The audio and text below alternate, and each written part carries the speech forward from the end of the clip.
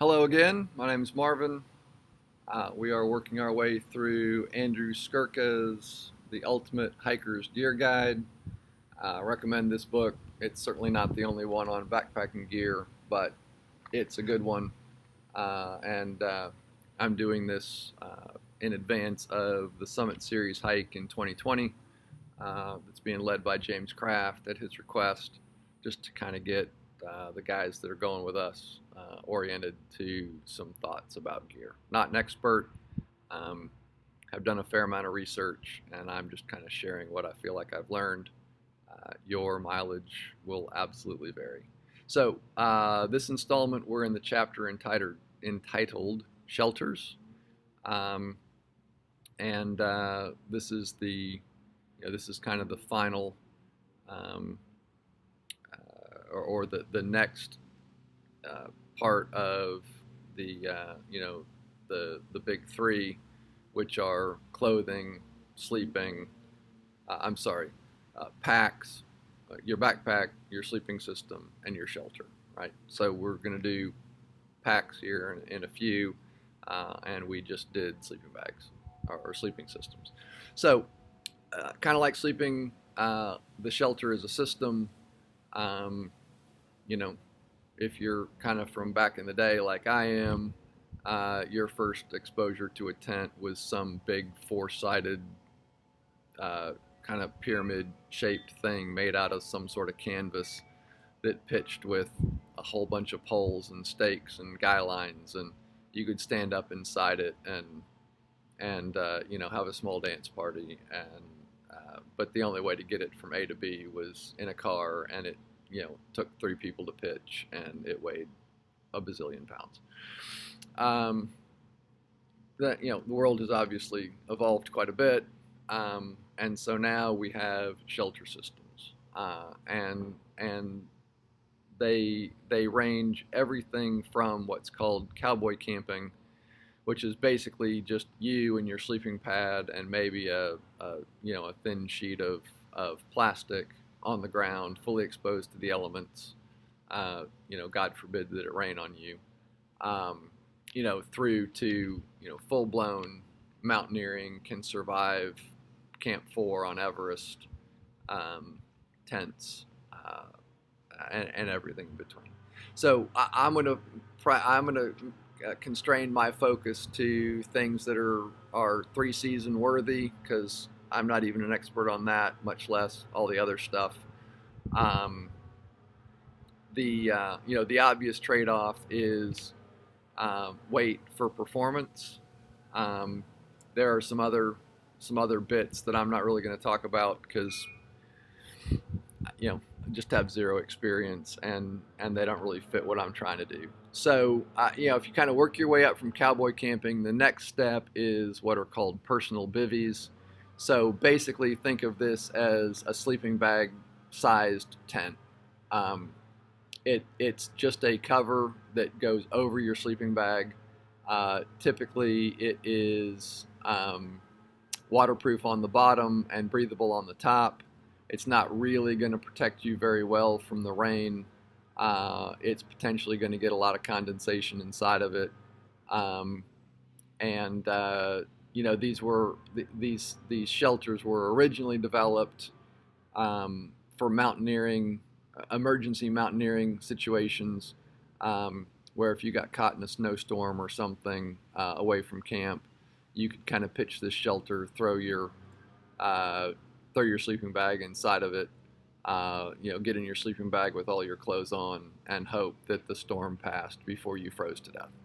Um, and that's There are now three season versions of them, but they're really only carried by people who are not expecting much rain, and are only going to use this system,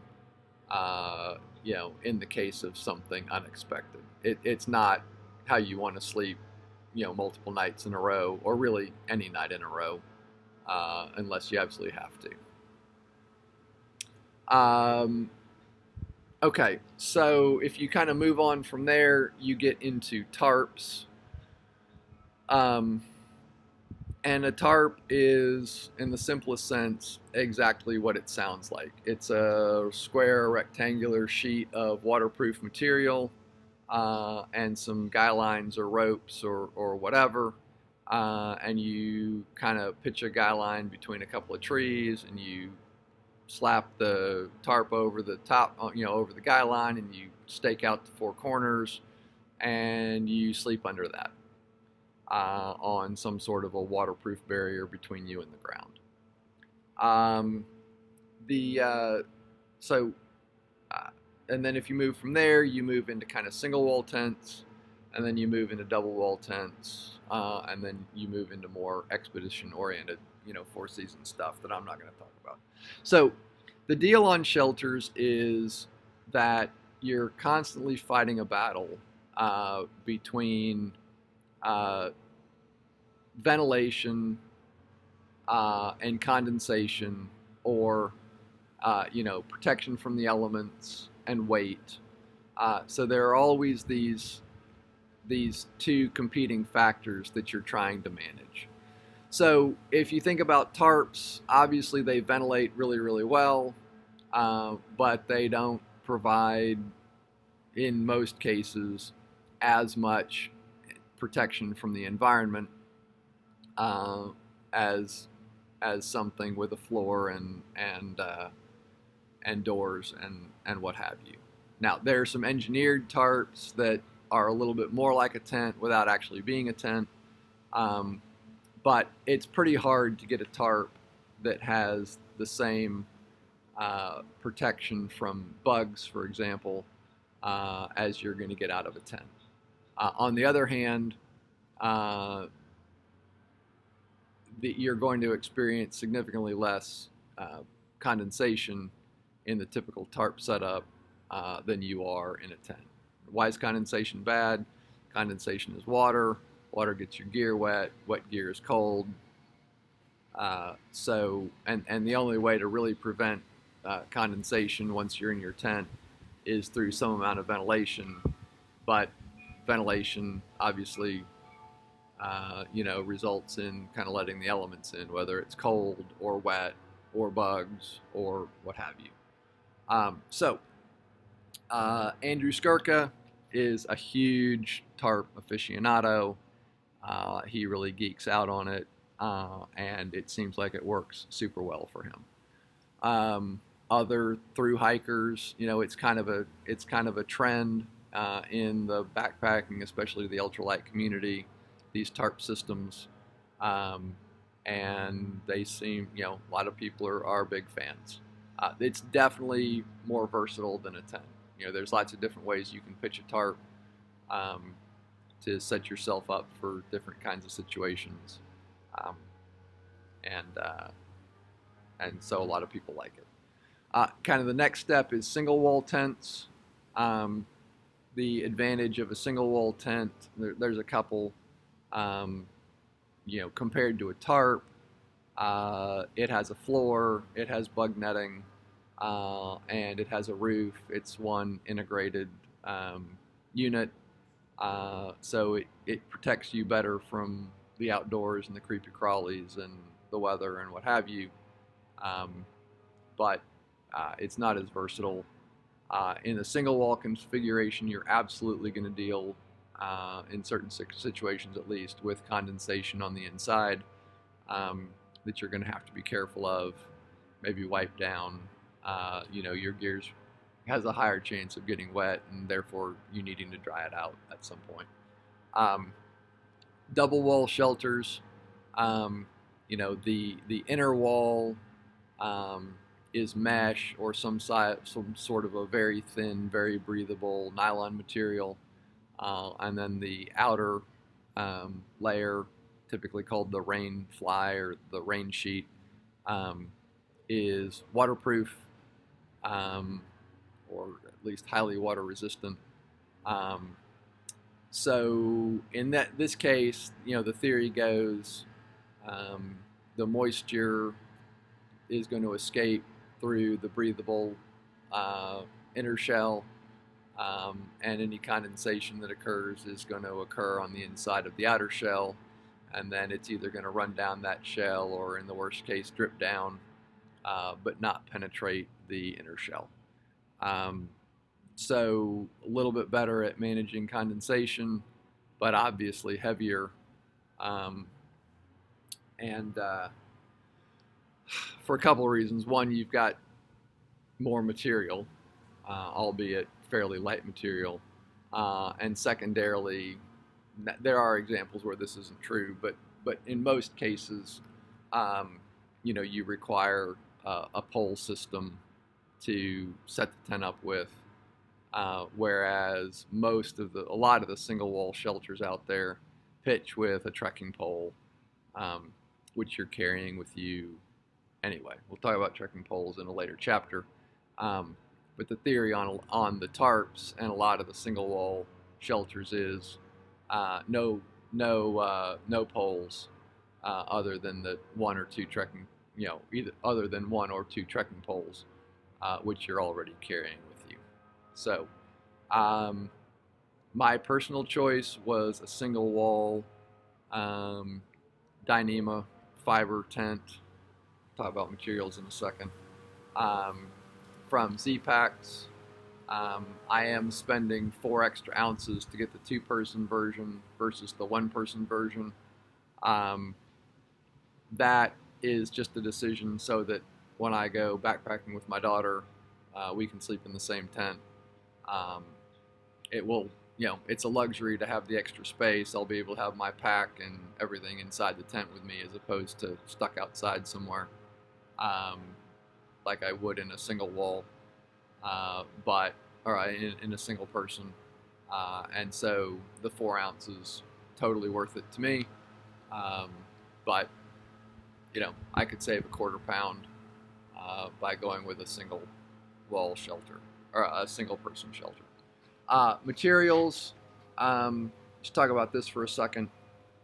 The primary shell materials are either nylon or polyester.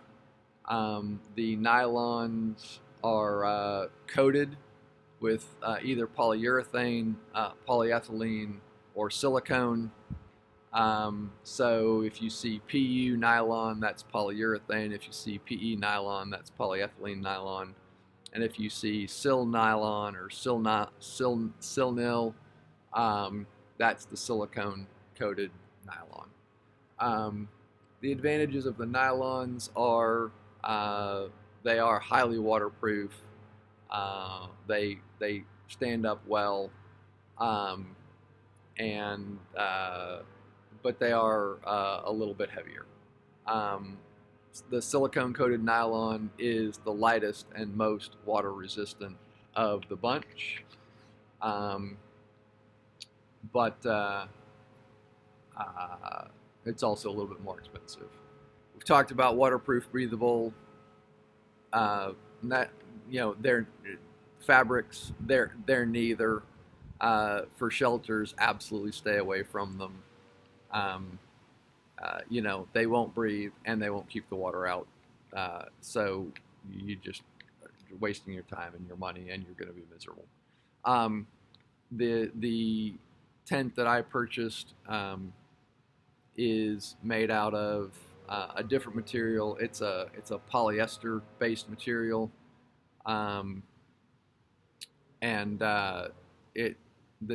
it goes by a couple of different names. It was originally called Cuban fiber, like Mark Cuban, although he didn't invent it, and it's subsequently been renamed to Dyneema, or Dyneema Composite Fabric, or DCF, just depending. But it's all the same stuff, and it's a polyester mesh that comes in a variety of different weights, but it is extremely waterproof and very light, fairly robust, but expensive.